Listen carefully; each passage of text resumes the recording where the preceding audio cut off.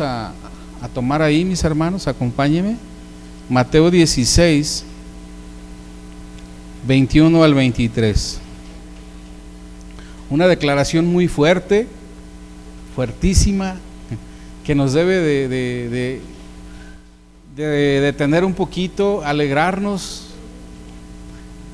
y también recordar esto que el Señor estaba anunciando. Jesús anuncia su muerte y su resurrección, así aparece en algunas Biblias, y dice la palabra de Dios: desde entonces comenzó Jesús a declarar a sus discípulos que le era necesario ir a Jerusalén y padecer mucho de los ancianos, de los principales sacerdotes y de los escribas, y ser muerto y resucitar al tercer día.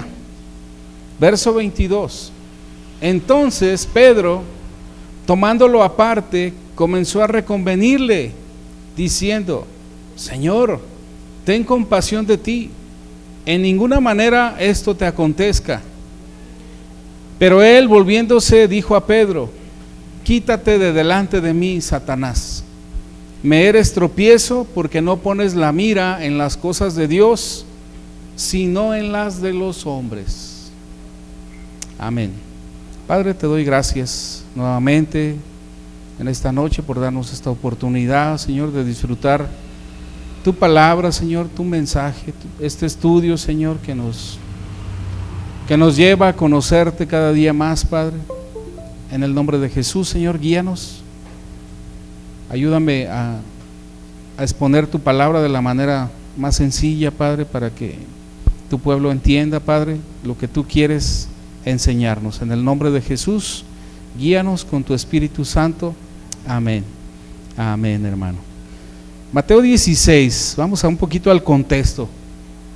Esta lectura está muy estrechamente, ¿sí?, con los versos 13 y 20 de la lectura del Evangelio de la semana pasada. Si usted vino la semana pasada, se va a acordar lo que pasó en ese evento, ¿se acuerda?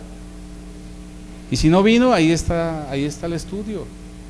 De hecho, también ya se están subiendo también en YouTube para que se queden ahí guardados, porque por ahí ya estaban desapareciendo del Face, y ya por ahí ya están quedando también para que no tenga pendiente de que se van a desaparecer.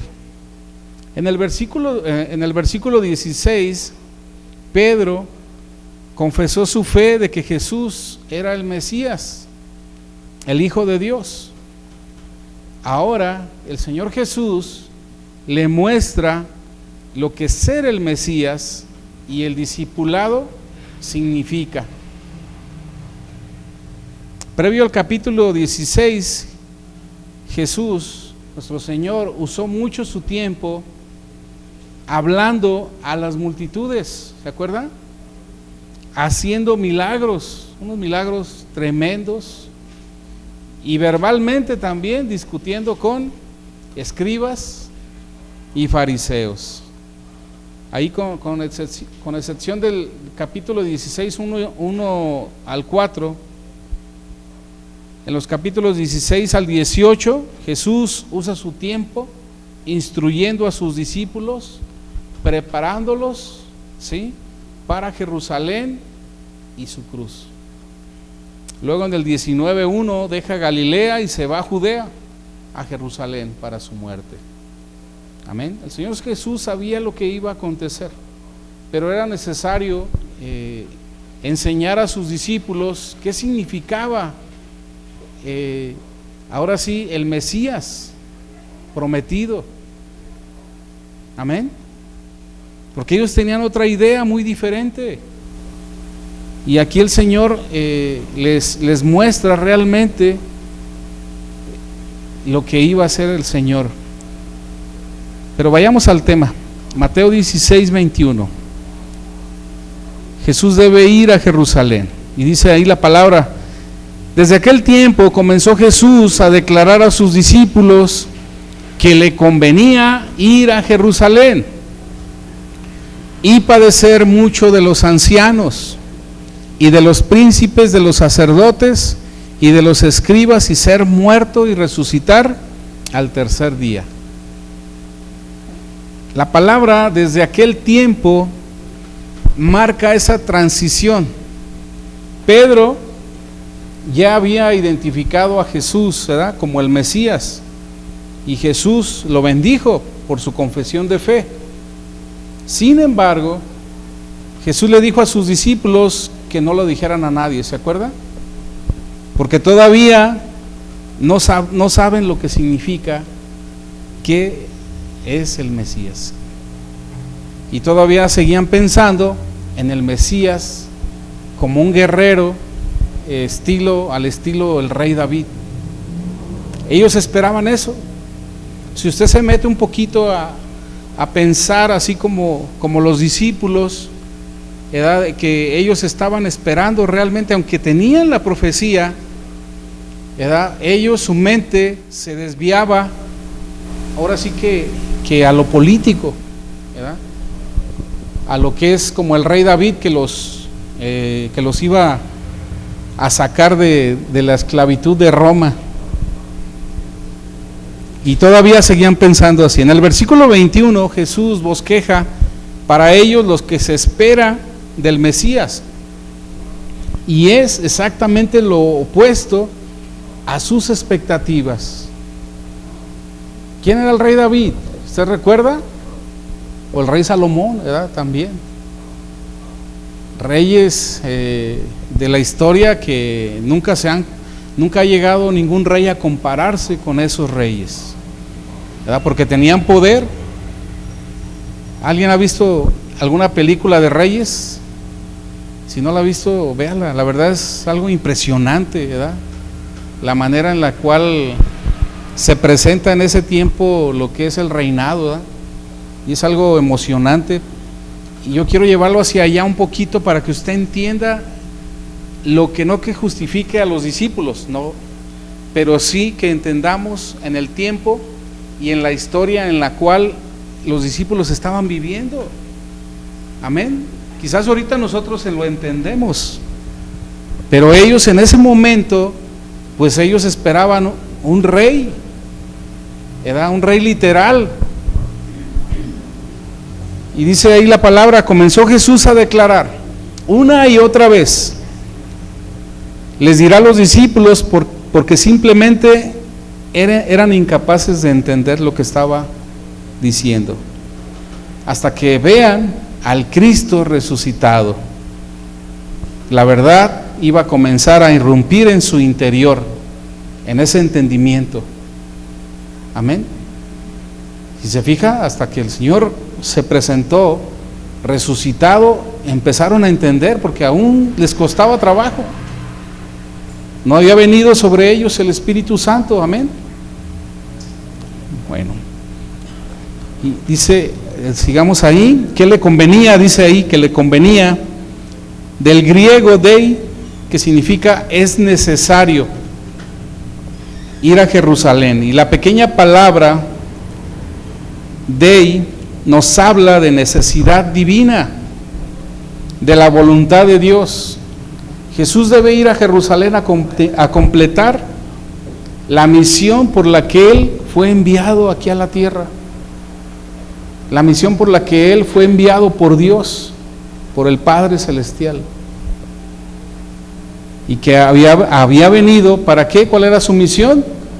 Para salvar al mundo de pecado. Y Jerusalén era esencial para esa obra. Y dice también ahí, Jesús debe padecer mucho. Vaya ahí a Isaías 53 del 4 al 6, y si alguien de favor que me apoya dándole lectura. Jesús debe padecer mucho. Y esta cita introduce la idea del siervo sufriente.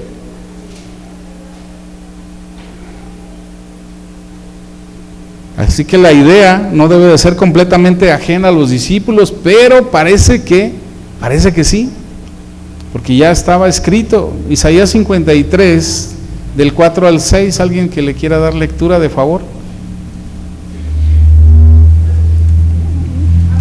Amén, hermano. Ciertamente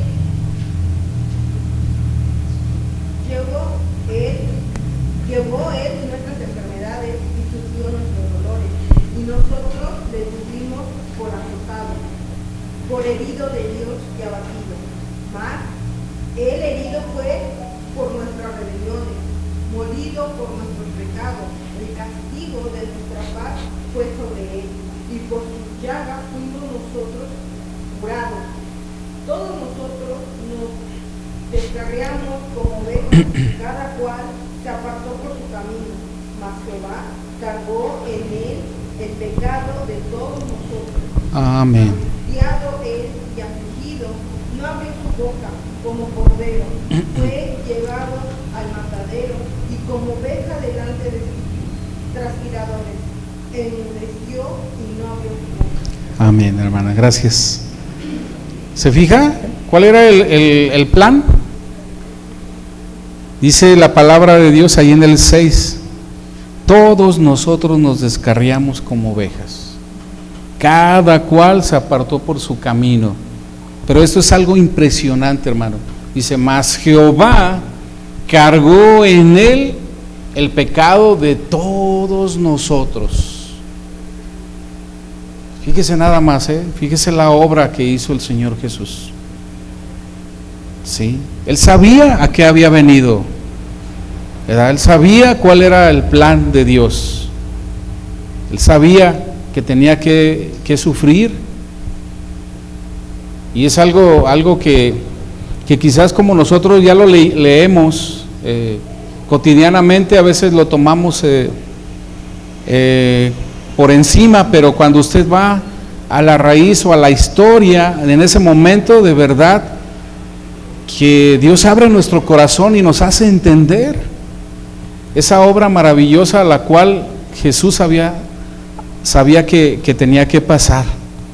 Aunque los discípulos sabían de la Escritura, pero no entendían, ¿se fija? Realmente no entendían. Él se estaba declarando con ellos. Les estaba dando a conocer la profecía que ya estaba escrita. Pero ellos era como si hubieran descubierto al candidato político ideal. De que, imagínense, es el político ideal, ¿verdad? Que eso fue lo que pensó Judas. Realmente eso pensaba, ¿verdad? Que lo iban Judas creyó que Jesús venía literalmente como rey, pero también los discípulos, los demás, pensaban lo mismo. Fíjese, eso en su mente, ponga eso en su mente en los discípulos. Y de pronto anuncia que para llevar a cabo sus propósitos tiene que ser asesinado. ¿Cómo ve? ¿Qué pasa en la cabeza de los discípulos? ¿Qué pasa en su cabeza de usted, hermano? Primero usted tiene una idea, caray, nos va a sacar de la esclavitud de Roma y paz y va a traer mucha tranquilidad al mundo y todo, y de repente dice, tengo que ser asesinado. Qué palabras tan fuertes para los discípulos de su maestro. O sea, ¿cómo mi maestro va a ser asesinado? O sea, no cabía en la cabeza. Habían visto a detener el mar, ¿sí? Habían visto que con su palabra el mar hizo bonanza. Habían visto ellos que había levantado a muertos. Y de repente dice, o sea, tengo que ser asesinado. O sea, imagínense en la cabeza de los discípulos. Le digo, no justifico, pero también debemos de entender qué pasaría si usted fuera uno de ellos y tuviera este contexto de la historia. Nos hubiera pasado lo mismo, hermano. No hubiéramos entendido, le hubiéramos dicho lo mismo que Pedro. No, Señor, que no te acontezca eso. La idea es más que sorprendente, más bien no tiene sentido. ¿Cómo puede un hombre muerto salvar a alguien? ¿Cómo? algo que no se podía entender. Nosotros lo entendemos gracias al Espíritu Santo que tenemos ya. Amén. Pero ellos no lo tenían todavía, hermano. Había destellos, como lo que le pasó a Pedro. ¿Se acuerda la semana pasada? ¿Se acuerda la declaración? Esto no te fue revelado de hombre, sino que fue revelado de Dios. Fue una revelación de Dios. ¿Cómo puede un Mesías salvar a otras personas si no se puede salvarse a sí mismo? ¿Se acuerda a Jesús en la cruz? Y los dos ladrones a los lados. Y uno de ellos tenía la misma mentalidad. O sea, si eres rey, pues sálvate y pues bájanos de aquí. Pero el otro que estaba a un lado entendió. Amén. ¿Se acuerda lo que dijo? Señor, acuérdate de mí cuando vengas en tu reino. ¿Y qué le dijo? Yo te prometo que hoy mismo estarás conmigo en el paraíso. Él había entendido. Él había entendido ese reino poderoso, ese reino espiritual en el cual usted y yo vivimos, hermano. Porque el reino espiritual es más real que el que usted ve ahorita. Amén. Vemos situaciones difíciles en el mundo, ¿sí o no? Pero Dios tiene el control de todo, hermano. Aleluya, amén. ¿Por qué Dios enviaría a alguien a hacer algo tan fuera del carácter divino como morir? ¿Sí? Si en todo tiempo, ¿qué es lo que busca el ser humano, hermano? La eternidad. Hay gente que ha muerto y ahí está congelada según que la van a despertar en el 2050. ¿Cómo ve? El ser humano busca esas cosas. Y imagínese, al recibir esa noticia, ¿por qué Dios enviaría a alguien a hacer algo tan fuera del carácter divino como morir?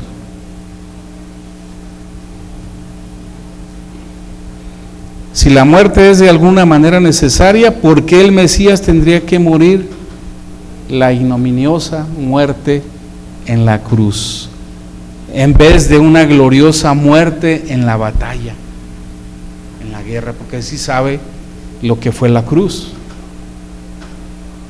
La cruz fue en ese tiempo una afrenta pública. Era lo más vergonzoso que podía pasar un ser humano.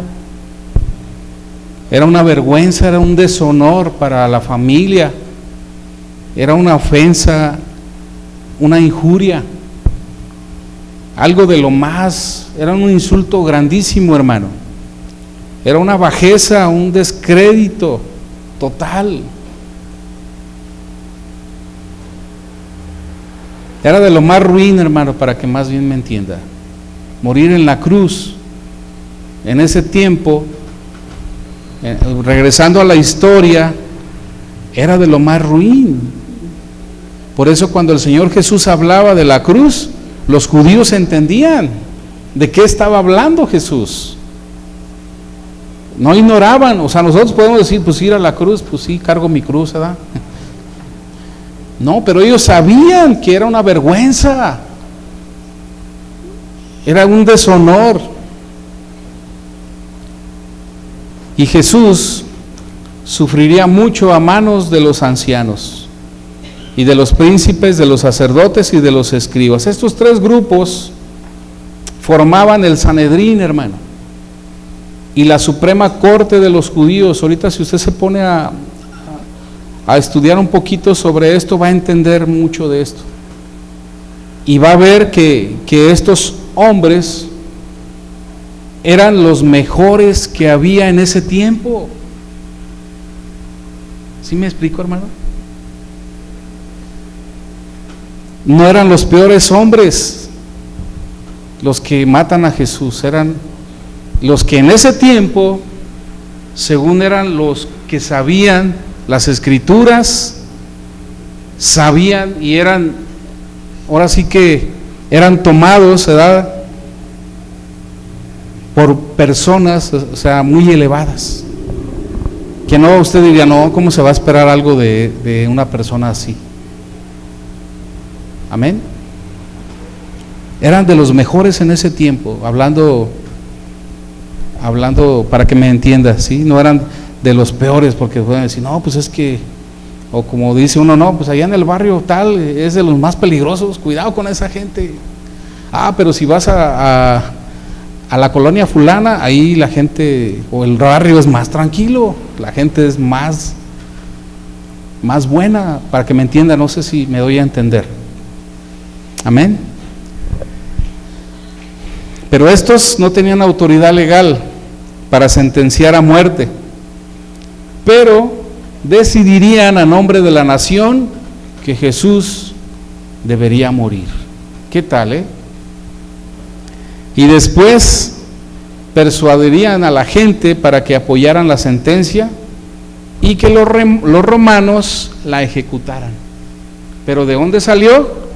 De estos tres grupos, hermano. De los mejores que había en ese tiempo, hablando dentro de la comunidad, sí, judía. Sigamos adelante. Estas palabras, dice ahí la palabra, estas palabras, los ancianos y los príncipes de los sacerdotes y los escribas nos suenan ahorita siniestros, ¿sí o no? Porque los hemos visto en películas, ¿no? Cuando, estos fueron, ellos fueron, ¿verdad? Porque en las películas nos revelan que ellos fueron, pero realmente, o sea, no se podía esperar que ellos fueran. Más bien, ¿qué hicieron? Todo tapado para que los romanos hicieran lo que ellos querían. Desde niños, ¿verdad? Esos romanos, veamos un romano y ya.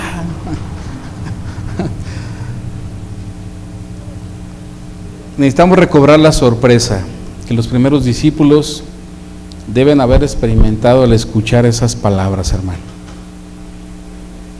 Porque los guardianes nacionales de la herencia religiosa matan al que ha venido a cumplir con esa herencia. Imagínense, porque los que deberían de guardar esa herencia, ¿sí?, matan al que ha venido a cumplir con esa herencia. Y eso quiero que usted lo piense, y se ponga un poquito en el lugar de los discípulos.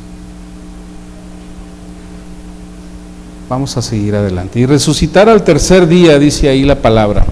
La predicción de Jesús de su propia muerte es tan escandalosa que como un imán atrae nuestra atención. Parece que los discípulos ya no siguen escuchando cuando Jesús predice su resurrección. Amén. O sea, no nada más dijo, voy a morir, pero al tercer día voy a resucitar. O sea, ¿no lo entendieron eso? Todavía estaban concentrados en las palabras de lo más tremendo, ¿no? De ser muerto. No, ¿cómo? Que tal cosa no te acontezca. Y hay que notar que ser resucitado, al igual que ser muerto, está en una voz pasiva. Jesús se levantó de la muerte. Amén. El Señor se levantó de la muerte. Yo pongo mi vida, nadie me quita la vida, sino que yo la pongo porque tengo el poder para ponerla y también, ¿sí?, para volverla. Y Dios lo levantó, ¿verdad? Dios lo levantó. Dios toma esa iniciativa para la resurrección, hermano. Mateo 16, 22. Vamos ahí al 22. Dios no lo quiera, Señor, ¿verdad? Dice Pedro, ¿verdad? Y Pedro, tomándolo aparte, comenzó a reprenderle, diciendo: Señor, ten compasión de ti, en ninguna manera esto te acontezca. Y habiendo sido confirmado tan recientemente en su creencia de que Jesús es el Mesías, Pedro no puede entender estas dramáticas nuevas. Era como si le fue revelado que Jesús es el Mesías y ahora mi maestro dice que va a pasar esto. Pedro tiene la decencia de llevar a Jesús aparte para que su reprimenda sea como privada, ¿verdad? Y no en público. A lo mejor sentía que Jesús andaba mal, ¿verdad? O tuvo un mal día. Y que déjalo agarro aparte, ¿verdad? De seguro ocupaba fortaleza, ¿verdad? Ser optimista. Pero Pedro siente la responsabilidad de prevenir que haga algo que lo dañe al estar en depresión, ¿verdad? Temporal. Y la reprensión de Pedro es amistosa, pero no deja de ser una reprimenda, hermano. Es una reprimenda lo que hace Pedro. Aunque Pedro se dirige a Jesús como Señor, lo trata como un Señor caído, que debe ser ayudado a ponerse de pie. No lo trata como un maestro con respeto. Y ahorita vamos a ver por qué, hermano. Él reprende a Jesús de la misma manera. Esta palabra que se usa aquí de reprensión es la misma palabra que Jesús usó cuando reprendió a los vientos y al mar. Ahí lo podemos ver en Mateo 8:26. Y cuando reprendió también al demonio, a un demonio, ahí en 17:18 también lo podemos ver.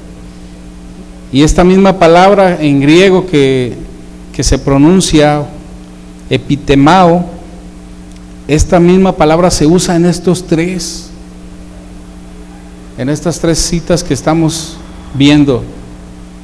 Pedro se pone a cargo y repudia en el más fuerte lenguaje posible, ¿sí?, lo que Jesús ha dicho.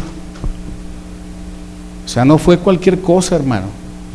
El discípulo que tan recientemente ha deificado al Señor en el 16:16, que fue lo que estudiamos la semana pasada, ahora lo insulta de una manera fuerte. Si usted se va al griego, que es en el cual fue escrito, puede entenderlo cómo se está dirigiendo. Porque usted puede reprender a alguien, ¿no?, y decirle, oye, eso que estás haciendo no está bien. Pero la reprensión que estaba usando era una reprensión fuerte. No debe de sorprendernos que Pedro falle en entender que Jesús crucificado es a los judíos ciertamente tropezadero y a los gentiles locura. Vaya a Primera de Corintios 1:23, por favor. Alguien que le quiera leer, Primera de Corintios 1:23. Amén, hija. Dice la palabra de Dios: pero nosotros predicamos a Cristo crucificado para los judíos, ciertamente tropezadero, y para los gentiles locura. Amén. Gracias. Hay poder y sabiduría en la cruz. Amén. Ahora lo entendemos. Primera de Corintios 1:24. Alguien que lo quiera leer, el que seguía ahí, el 24.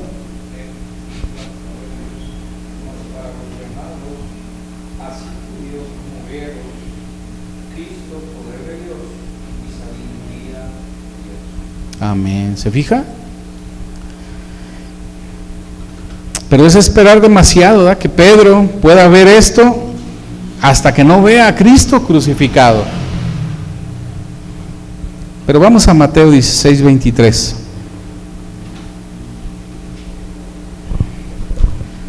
Entonces él, volviéndose, dijo a Pedro: quítate de delante de mí, Satanás. Me eres escándalo, porque no entiendes lo que es de Dios, sino lo que es de los hombres. Amén. Qué fuerte declaración, ¿no? A veces a mí me sorprendía más esta declaración que lo que decía Pedro cuando lo leía de corridito.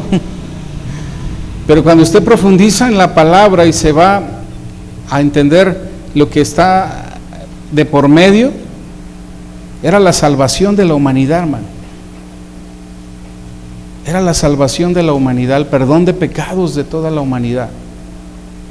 La sangre de Cristo derramada en la cruz, que es la única que borra todos los pecados del ser humano. Amén. Y Jesús se vuelve para confrontar a Pedro cara a cara. Algo que suena como si Pedro siempre hubiera estado físicamente detrás de él todo el tiempo. Quítate de delante de mí, Satanás. Ahora Jesús demanda que Pedro se ponga detrás de él, tanto espiritualmente como físicamente. Y las palabras de Jesús nos recuerdan su respuesta a Satanás, ¿se acuerda? En el 4:10, capítulo 4:10, vete, Satanás.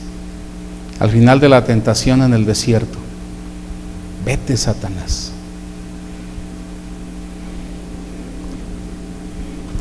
La diferencia es que Jesús le mandó a Satán que se hiciera a un lado o se fuera. Y esta palabra, vete, viene del griego que se pronuncia upago, mientras que el mandato a Pedro es que se ponga otra vez upago, a la posición que debería ocupar detrás de Jesús, detrás de su maestro. Ese es el lugar del discípulo, detrás del maestro, siguiendo al maestro. Amén. Cuando Pedro llevó a Jesús a un lado para reprenderlo, se puso enfrente de él, dice que cara a cara, tomando la iniciativa, buscando dirigir a Jesús, ¿hacia dónde? Hacia un camino diferente. Al ponerse enfrente de Jesús, fuera de su lugar, la roca se convierte en piedra de tropiezo. Y eso pasa ahorita, cuando la gente quiere seguir a Cristo a su manera. Cristo viene siendo piedra de tropiezo para esa gente.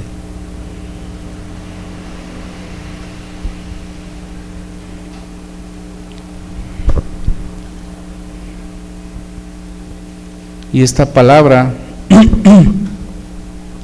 escandalón,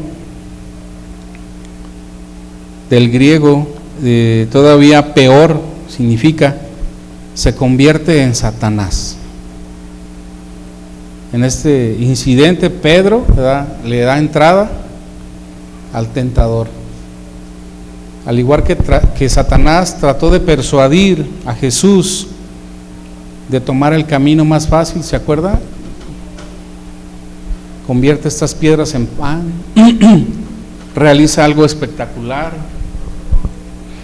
Póstrate ante mí y te daré el mundo. Así ahora Pedro intenta que Jesús abandone el camino angosto, difícil, que lleva a la cruz, hermano, por el camino más ancho y fácil que lleva ¿a dónde? A la perdición. Amén. Jesús ya nos ha enseñado que el camino ancho y fácil lleva a la destrucción, y el camino angosto y difícil nos lleva a la vida, hermano. Jesús nos dirige a un reino donde todo es opuesto a lo que nosotros esperamos aquí en la tierra. Todo es opuesto. Satanás aparentemente en el mundo nos lleva hacia arriba, ¿verdad? Pareciera como si nos llevara, ay, me está yendo bien, ¿verdad? Y pareciera que el Señor nos lleva hacia abajo, ¿verdad? Porque vienen pruebas, dificultades, conflictos, situaciones, y dice uno, ¿qué pues? Como que voy para abajo. ¿No has sentido a veces así? ¿No se ha sentido así? No, más yo. Eso es lo que ofrece Satanás, las cosas del mundo, donde, qué bendición, hermano, ya tiene una casa nueva, qué bendición, ¿verdad? Y nos vamos ¿a dónde? A lo material, y pensamos que eso es bendición y bendición y bendición, pero no decimos, hermano, qué bendición, ya tiene ese fruto del amor. Qué bendición, hermano Octavio, ya no se enoja tan fácil, ya no es de mecha corta. Eso no lo tomamos como bendición. ¿Por qué? Porque el mundo ofrece otras cosas, ¿verdad? Que pareciera que son de arriba, y el Señor Jesús ofrece otras cosas que pareciera que son de abajo, pero son las que perduran. Porque una persona que tiene cuidado de lo que habla, que tiene cuidado, ¿verdad?, de tratar a las personas a las que les rodea con amor, que no es fácil, amén, no es fácil, sobre todo cuando hay parientes, y sobre todo dentro del hogar es donde más practicamos, ¿sí?, el ser como Cristo. Ahí es donde se practica, ¿sí?, el verdadero camino del creyente. Afuera no, hermano, afuera saluda a todos, ¡hey, vecino! ¡Hey! Y a todos anda ahí como diputado, ¿verdad?, saludando a todos, pero nadie lo conoce, porque en su casa sí lo conocen, en su casa ahí sí lo van a conocer cómo explota, o cómo contesta, o también si ya ha cambiado, ¿verdad? Ya ha cambiado mi esposo o mi esposa, porque no entiendes lo que es de Dios, sino lo que es de los hombres. Esa no es la manera en que Pedro lo ve. Pedro entiende que Jesús es el Mesías y simplemente está intentando que no eche todo a perder en un momento de debilidad. Y Pedro quiere que el Mesías tenga éxito. ¿Cómo ve? Hasta hay libros cristianos ahí, 7 maneras para tener éxito en la oración. Y se venden como pan caliente, ¿verdad? Aguas, hermano. ¿Cómo puede ser esto malo? La respuesta es que la visión de Pedro sobre la misión está distorsionada. Amén. Lo que veía Pedro sobre la misión a la cual había venido Jesús estaba torcida, y él está tratando de sobreponer su visión a la de Dios. Y debemos de tomar nota en esto, hermano. La iglesia, y hablo de la iglesia, este mensaje es para nosotros, está tentada a tomar el camino alto del mundo. Hablo de la iglesia, hermano. En lugar del camino, se le puede llamar bajo de Dios, que no es bajo. Porque bajo a veces le llamamos a situaciones de tristezas, de conflictos, pero muchos conflictos o situaciones que pasamos, ¿sabe por qué es? Por nuestro carácter, hermano, por nuestras actitudes ante las cosas que vivimos cotidianamente, que a veces queremos cambiar a las personas que están a nuestro lado, o queremos que hagan lo que yo quiero, y es donde empieza ahí y luego va la palabra, y la palabra te confronta, y luego quieres hacer lo que tú quieres, y hay un caos ahí en tu corazón. Amén. Y muchas veces no son pruebas, hermano, a veces son el mismo carácter que trae uno ahí, o actitudes erróneas. Amén. Bueno, nomás 12, ¿verdad? Pero no le hace. Estamos tentados a poner nuestra fe en los métodos del mundo. Hablo como iglesia, hablo a la iglesia. ¿Cómo, hermano Octavio? Publicidad, campañas financieras, psicología, teatralidad, valores de alta producción, y hacemos a un lado lo más importante, los valores que están en la palabra de Dios. Amén. Y si es cierto, hermano, esto que le comparto, yo ya lo viví. No que lo haya hecho, no he hecho eso. No, ya me hubieran. Yo creo que sí tienen discernimiento. Pero una vez fui a una capacitación y mire, el evangelio lo estaban vendiendo como un producto,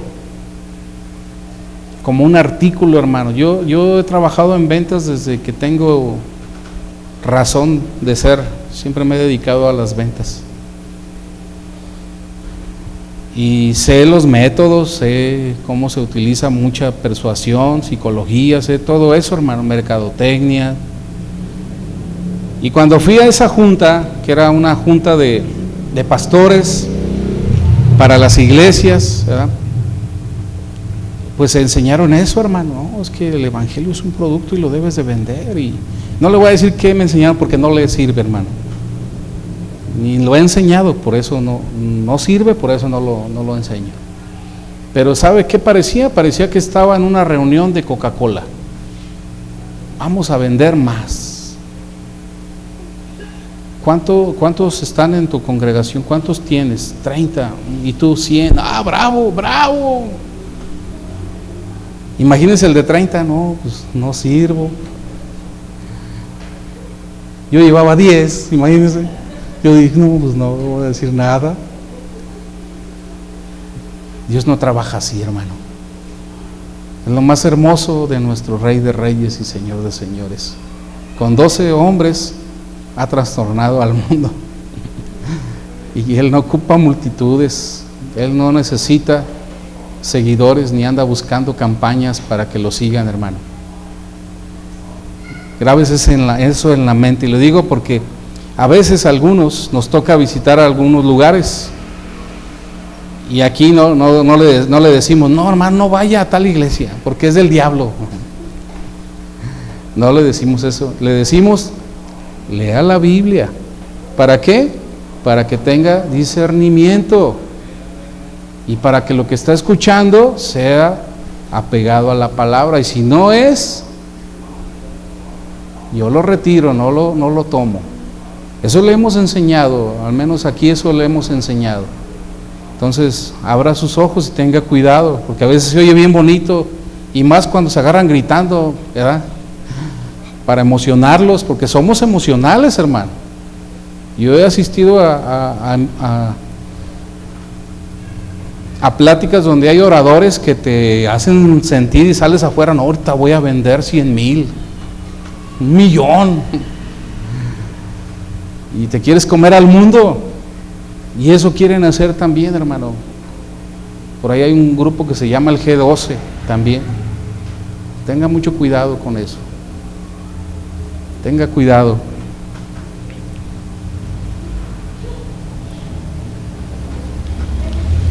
Son métodos del mundo en lugar de los métodos de Dios. ¿Cuáles son los métodos de Dios, hermano? Predique sobre la cruz. Hable sobre la cruz, hermano. Sirviendo al necesitado en el nombre de Cristo. Amén. Si va a ayudar a alguien, hágalo sin que nadie lo sepa, hermano. No vaya aquí ayudando a fulanito, ¿verdad? Y todavía se toma un face, ahí ¿cómo le llaman? Una foto ahí, ¿verdad? Aquí dando ayuda a fulano, porque está bien jodido. ¿Qué dice el Señor? Ya tienes tu recompensa. Ya no hay recompensa para ti, hermano. Aunque haya muchos, ¿verdad? Porque todavía hasta hay hermanitos que se meten y le ponen, ay, me gusta, o me encanta que el hermano esté haciendo eso, ¿verdad? Tenga cuidado, hermano. Los métodos que nos enseña la palabra es que hable de la cruz, hable de Cristo, hable de esa obra redentora en la cruz, para que la gente entienda lo que hizo Jesús hace más de 2000 años, hermano. Sí vino, hizo milagros, detuvo el mar, levantó muertos, paralíticos, devolvió la vista a los ciegos, sí, Pero el milagro más grande es el que hizo en la cruz, al perdonar todos los pecados de la humanidad. ¿Qué dice la palabra? Que Jehová quiso quebrantarlo. Jehová quebrantó la humanidad de Cristo, porque todo el pecado de usted, de adulterio, de mentira, de fornicación, todos los que ahí están, de todos, cayó sobre la humanidad de Cristo. Y eso es lo que la iglesia debe de predicar, hermano. No ande predicando que si vienes a Cristo te va a ir bien y vas a obtener chamba, o que te va a arreglar tu matrimonio. No ande predicando eso, hermano. ¿Jesús lo puede hacer? Sí lo puede hacer. Pero ese no es el objetivo. Amén. El objetivo es la sinceridad del corazón de la persona. Amén. Y como le decía, somos tentados a evaluar el ministerio por indicadores con los que cualquier contador público o ejecutivos de grandes empresas se sentirían a gusto. Listas de miembros, asistencia, ¿verdad? El hermano no vino, hermano Ever no vino el miércoles, falta, metas, ¿verdad? Hermanos, ¿cuántos somos en este año? Tanto, para el año que viene, hermano, vamos por tanto, y toda la iglesia, amén. Ese no es el objetivo, hermano. Acuérdese cuál es el objetivo principal. En vez de los indicadores de aquel que no tenía dónde recostar su cabeza y cuyo trono fue una cruz, hermano. Ese hombre que vino aquí hace 2000 años, santo, santo, santo, hermano, no tenía dónde recostar su cabeza. Y su trono fue una cruz.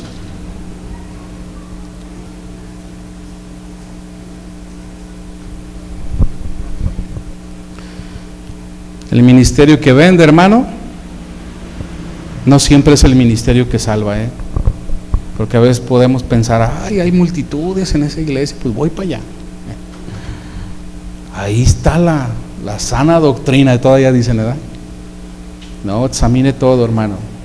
Discierna con el corazón. Puede haber, yo he asistido a iglesias, me acuerdo de una en Acatlán de Juárez hace unos años, cuando entré a trabajar a esta empresa, me quedé a vivir allá un tiempo y venía nomás los fines de semana y busqué una iglesia ahí en Acatlán de Juárez, y era una iglesia de 15 personas, hermano, pero hermano, se sentía la presencia del Señor en cada una de las personas.